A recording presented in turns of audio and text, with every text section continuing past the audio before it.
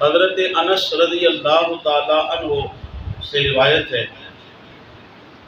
آپ فرماتے ہیں کہ رسول پاک صلی اللہ علیہ وآلہ وسلم نے مجھے ارشاد فرمایا کہ مجھے اس ذات کی قسم ہے جس کے دستے قدرت میں محمد مصطفیٰ صلی اللہ علیہ وآلہ وسلم کی جان ہے، تم میں سے کوئی بھی اس وقت تک کامل مومن نہیں ہو سکتا جب تک کہ میں یعنی حضور ہر مومن کے نزدیک اس کے والد، اس کے بیٹے اور تمام لوگوں سے زیادہ حضور اسے محبوب نہ ہو جائیں۔ واجب الاحترام، یہ صحیح بخاری شریف کی روایت ہے اور مسلم شریف کے اندر بھی ہے۔ اس کے اندر حضور نبی کریم صلی اللہ علیہ وآلہ وسلم نے ارشاد فرمایا کہ بندہ اس وقت تک کامل مومن نہیں ہو سکتا جب تک کہ اپنے تن، من، دھن، جان، مال، اولاد، رشتہ دار، ہر شے سے بڑھ کر سرکار سے محبت نہ کرے۔ حضرت انس رضی اللہ تعالیٰ عنہ اس حدیث پاک کے راوی ہیں۔ یہ وہ خوش نصیب شخص ہیں کہ ان کی والدہ انہیں حضور کی بارگاہ میں لے کے آئیں اور عرض کیا، یا رسول اللہ صلی اللہ علیہ وآلہ وسلم، اس ننھے خادم کو اپنی بارگاہ میں خدمت کے لیے قبول فرمائیں اور ان کی عمر، ان کی اولاد اور ان کے رزق کے لیے برکت فرمائیں۔ حضور نبی رحمت صلی اللہ علیہ وآلہ وسلم نے حضرت انس رضی اللہ تعالی عنہ کو اپنی خدمت کے اندر قبول بھی فرمایا اور ان کے لیے دعائیں فرمائیں۔ چنانچہ حضور کی دعا کا یہ اثر ہوا کہ حضرت انس رضی اللہ تعالی عنہ کی عمر مبارک 103 سال ہوئی اور آپ کی اولاد میں سے 80 لڑکے ہوئے اور 2 لڑکیاں ہوئیں، اور رزق کی یہ حالت تھی کہ آپ کا باغ سال میں 2 مرتبہ پھل لاتا تھا۔ واجب الاحترام، جس طرح ایک کاغذی پھول ہوتا ہے، دیکھنے میں انتہائی خوشنما، خوش رنگ لگتا ہے، لیکن چونکہ وہ اصلی نہیں ہے، جب آپ اسے قریب جائیں گے تو آپ کو اس سے مہک نہیں آئے گی، لیکن دور سے وہ اچھا محسوس ہوگا کیونکہ اسے کسی ماہر کاریگر نے بنایا ہے۔ اسی طرح یہ مثال ہے کہ ہماری نماز، روزہ، زکوٰۃ، حج، تمام عبادات اس وقت تک کاغذی پھول کی طرح ہیں یا مصنوعی پھول کی طرح ہیں جب تک ہماری عبادات کے اندر محبت مصطفیٰ، عشق مصطفیٰ اور ادب مصطفیٰ جب تک اس کے اندر شامل نہیں ہو جاتا۔ محبت مصطفیٰ جو ہے اور ادب مصطفیٰ، عشق مصطفیٰ ہر چیز کا مغز ہے۔ چنانچہ اعلیٰ حضرت نے اسی مفہوم یوں بیان کیا کہ جملہ فرائض فروع ہیں، ثابت ہوا جملہ فرائض فروع ہیں، اصل اصول بندگی اس تاجور کی ہے۔ واجب الاحترام، نبی کریم صلی اللہ علیہ وآلہ وسلم کی وہ ذات گرامی ہے کہ آپ سے انسان تو انسان، آپ سے جنگل کے درندے، درخت کے سوکھے تنے، پہاڑوں کے پتھر، حیوانات، شجر، کائنات کی ہر شے حضور سے والہانہ محبت کرتی ہے۔ چنانچہ پتھروں میں سے اور نباتات میں سے حضور کی محبت، جو حضور کے ساتھ محبت تھی، ان کی چند ایک مثالیں سماعت فرمائیں۔ نبی کریم صلی اللہ علیہ وآلہ وسلم آپ مسجد شریف میں آپ کھجور کے ایک خشک تنے کے ساتھ ٹیک لگا کے آپ واعظ فرمایا کرتے تھے۔ آپ صحابہ کرام کو تبلیغ کیا کرتے تھے۔ آپ کی ایک خادمہ جس کا غلام نجار تھا، کارپینٹر تھا، بڑھئی تھا، لکڑی کا کام جانتا تھا، اس نے حضور سے اجازت طلب کی۔ حضور نے اجازت ارشاد فرمائی تو اس نے حضور نبی رحمت صلی اللہ علیہ وسلم کے بیٹھنے کے لیے یا کھڑے ہونے کے لیے آپ نے بہترین ایک ممبر بنوا دیا۔ چنانچہ ممبر بنوا کے جب حضور کی بارگاہ میں پیش کیا، حضور نے اسے قبول فرمایا اور مسجد شریف کے اندر رکھ دیا گیا۔ جب حضور اس کھجور کے خشک تنے، اس تنے حنانہ کو چھوڑ کے جب حضور ممبر شریف پہ جلوہ افروز ہوئے، واجب الاحترام وہ کھجور کا خشک تنا، وہ لکڑی جو اپنے مرکز سے کٹ چکی تھی، اپنی جڑوں سے کٹ چکی تھی، لیکن حضور کی صحبت کی وجہ سے، حضور کی سنگت کی وجہ سے اللہ نے اسے بھی زندگی عطا کر دی تھی۔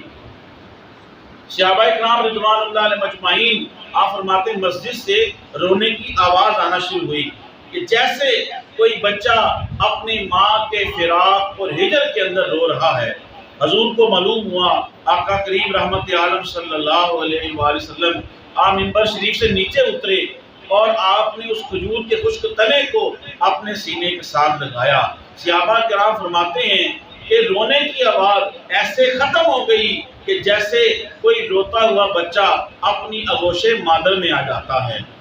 واجب الاحترام، پھر حضور نے اسے ارشاد فرمایا، اگر تو چاہتا ہے تو دنیا کے اندر سدا بہار ہو جائے، تجھے ہر وقت جو ہے پھل پھول لگے، اگر تو چاہتا ہے تو تجھے جنت کے اندر لگا دیا جائے۔ چنانچہ جب اس کی رونے کی آواز تھم گئی تو پھر رحمت عالم صلی اللہ علیہ وآلہ وسلم نے اس کو مسجد شریف کے اندر جو ہے وہ دفن کروا دیا۔ انشاءاللہ قیامت کے دن وہ جنت کے درختوں میں سے ایک درخت ہوگا۔ واجب الاحترام، اسی طرح نبی رحمت صلی اللہ علیہ وآلہ وسلم آپ احد پہاڑ کے اوپر تشریف لے گئے۔ جب احد پہاڑ کے اوپر تشریف لے گئے، یہ وہ مقدس پہاڑ ہے جس کے اوپر جلیل القدر صحابہ کرام رضوان اللہ علیہ مجمعین نے جام شہادت نوش فرمایا ہے۔ اللہ ان کے درجات کو بلند فرمائے، اور اللہ تعالیٰ ماہ رمضان کی بابرکت اور مقبولیت کے لمحات کے تصدق سے ہمیں بار بار احد پہاڑ کی زیارت نصیب فرمائے۔ حضور احد پہاڑ پہ پہنچے، حضور نے ارشاد فرمایا، اے میرے صحابہ، یہ احد پہاڑ ہے جو مجھ سے محبت کرتا ہے اور ہم اس سے محبت کرتے ہیں۔ اسی طرح نبی کریم صلی اللہ علیہ وسلم کی بارگاہ میں ایک صحابی حاضر ہوا، یا رسول اللہ، میرا عمر دیوانہ ہو گیا ہے، پاگل ہو گیا ہے، آپ قدم رنجہ فرمائیں، اس کے لیے دعا فرمائیں۔ حضور نبی رحمت صلی اللہ علیہ وآلہ وسلم آپ صحابہ کرام رضوان اللہ علیہ مجمعین کی معیت میں آپ اس کی حویلی میں اس کے باغ کی طرف چل پڑے۔ جب باغ کے قریب پہنچے، حضور نے ارشاد فرمایا، دروازہ کھولو۔ صحابہ نے عرض کیا، یا رسول اللہ، وہ دیوانہ ہو چکا ہے، پاگل ہو چکا ہے، آپ کو کاٹ نہ لے، نقصان نہ پہنچائے۔ حضور نے ارشاد فرمایا، وہ مجھے نقصان نہیں پہنچائے گا۔ یوں کہا جائے تو بے گانہ ہوگا، وہ پاگل اور دیوانہ تو ضرور تھا لیکن بے ادب نہیں تھا، اسے مقام مصطفیٰ کا پتہ تھا۔ حضور نے فرمایا، مجھے نقصان نہیں پہنچائے گا۔ چنانچہ دروازہ کھولا گیا، حضور جو ہی باغ کے اندر داخل ہوئے، اس نے حضور کو دیکھا تو وہ دوڑتا ہوا آیا اور باادب اس نے اپنی گردن کو حضور کے قدمین کے اوپر رکھ دیا اور حضور کی بارگاہ میں کچھ عرض کیا۔ حضور نے اس کو کچھ فرمایا، پھر حضور رحمت عالم صلی اللہ علیہ وسلم نے دست رحمت جو ہے، دست ید اللہ، اس کی گردن کے اوپر پھیرا اور وہ بالکل ٹھیک ہو گیا۔ پھر حضور نے اس کے مالک کو کہا، اس کا حق ادا کیا کرو، یعنی اسے کام لیتے ہو تو اسے کھانا وغیرہ اور اس کا جو چارہ ہوتا ہے وہ بھی اسے ڈالا کرو۔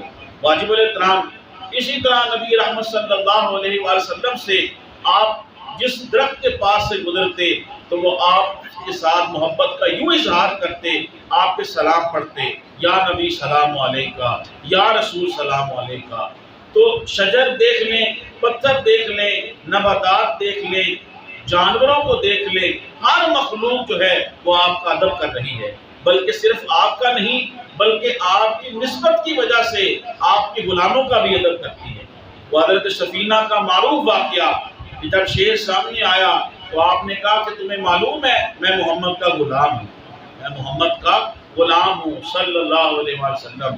تو حضور کی نسبت کی وجہ سے یہ ساری مخلوق جو ہے ہر شے کا ادب کرتی ہے، جسے نسبت مصطفیٰ حاصل ہو جاتی ہے۔ واجب الاحترام، اسی طریقے سے جب مسیلمہ کذاب، اس نے جھوٹا نبوت کا دعویٰ کیا، اس کے خاندان والے، قبیلے والے بھی اس کے ساتھ مل گئے اور کم و بیش اس نے 80,000 کا لشکر تیار کر دیا۔ چنانچہ اس کے خلاف جب جہاد ہوا تو مسلمانوں کی تعداد کم و بیش 10 یا 11,000 تھی۔ چنانچہ اس جنگ کے اندر جو ختم نبوت کے لیے لڑی گئی، اس میں سب سے زیادہ مسلمانوں کا نقصان ہوا۔ اس میں 700 کے قریب حفاظ کرام جو ہیں وہ شہید ہوئے۔ چنانچہ انہوں نے جب شکست فاش نظر آئی، انہوں نے اپنے آپ کو مسیلمہ کذاب اور اس کے بدبخت لوگوں نے اپنے آپ کو ایک مضبوط باغ اور ایک قلعے کے اندر چھپا لیا، جس کی اونچی اونچی دیواریں فصیلیں تھیں اور بڑی مضبوط تھیں، اور دوبارہ جو ہے وہ قلعے کا بند کر لیا۔ اب وہ اوپر سے تیر پھینکتے، وہ جو بھی اس وقت کا اسلحہ تھا وہ پھینکتے۔ صحابہ کرام رضوان اللہ علیہم اجمعین کو بڑی مشکل ہو رہی تھی، وہ قلعہ پھر فتح نہیں ہو رہا تھا۔ یہ صحابی رسول، اب محبت رسول دیکھیں، حضرت برہ بن مالک رضی اللہ تعالی عنہ، انہوں نے عرض کیا کہ جنگ خالد بن ولید رضی اللہ تعالیٰ عنہ کی کمان کے اندر جو ہے سپہ سالاری کے اندر لڑی جا رہی تھی۔ حضرت برہ بن مالک رضی اللہ تعالیٰ عنہ نے فرمایا، آپ نے فرمایا کہ ایسے نہیں تم جیت سکتے، تم ایسے کرو، مجھے کسی چیز کے ساتھ باندھو اور مجھے دور سے اس فصیل اور اس دیوار کے اندر یا اس کے اوپر پھینک دو، میں اندر جا کے اس فصیل کے اندر جا کے اس قلعے کے اندر جا کے میں اس قلعے کا دروازہ کھول دوں گا اور تم یک بارگی حملہ کر دینا۔ صحابہ کرام رضوان اللہ علیہم اجمعین نے فرمایا، یہ کیسے ممکن ہے کہ تم جب فصیل پہ پہنچو گے، قلعے کے اندر جاؤ گے تو فوراً وہ تمہیں ہلاک کر دیں گے، تمہیں شہید کر دیں گے۔ برہ بن مالک رضی اللہ تعالی عنہ کی محبت مصطفیٰ دیکھیں اور حضور کے فرمان کے اوپر جو ہے وہ ان کا ایمان دیکھیں۔ حضرت برہ بن مالک رضی اللہ تعالی عنہ، آپ نے فرمایا تم فکر نہ کرو، مجھے موت نہیں آ سکتی۔ انہوں نے کہا وہ کیسے؟ کہا کہ اس لیے حضور نے مجھے ارشاد فرمایا تھا، حضور نبی رحمت صلی اللہ علیہ وسلم ارشاد فرمایا تھا، برہ بن مالک مصر فتح ہوگا، اور جب مصر فتح ہوگا اور اس سے اتنی جاگیر جو ہے وہ تمہیں ملے گی، جب تک مصر فتح نہیں ہوگا اور وہ مجھے مال غنیمت نہیں ملے گا، اس وقت تک برہ بن مالک کو موت نہیں آ سکتی۔ یہ ان کا حضور کے زبان کے اوپر، حضور کی محبت کے اندر اتنا ایمان یقین تھا۔